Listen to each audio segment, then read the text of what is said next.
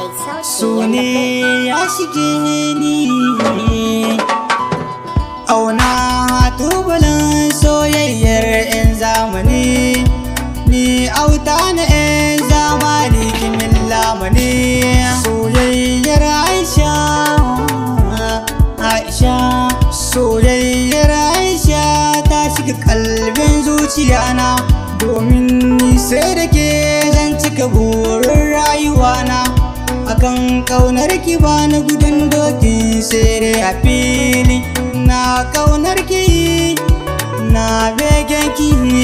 Soyayyar Aisha ce ta saka na kasa barci. Aisha,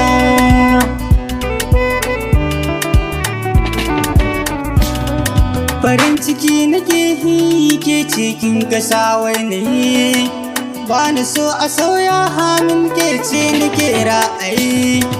Ni da ke ki gane soyayya nake so mu yi, capacity na soyayya tare da ke ce za mu yi.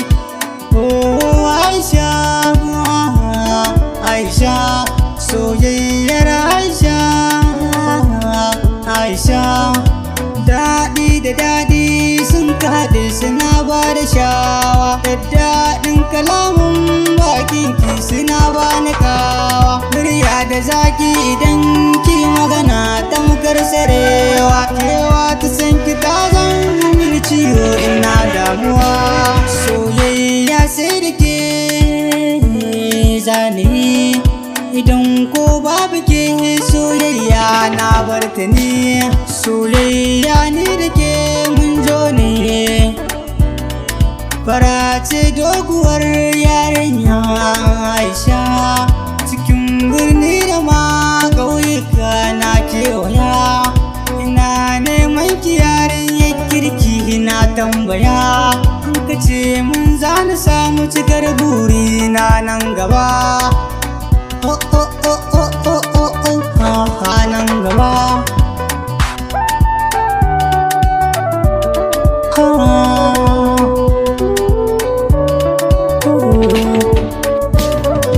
Na yarda da ke zan aure ki Aisha, ba abin da za ya sa in barki Aisha, tunda ke ce kika sani na shauki Aisha. Hankali na duka ya koma kanki Aisha, farar kala nake so Aisha mai zubi na yayi. Akan kina cikari Aisha ni bambulaye, ni so ne zaki bandi Aisha ne ta alfahari. Kauna kauna ce akan sanki ni bambar gari,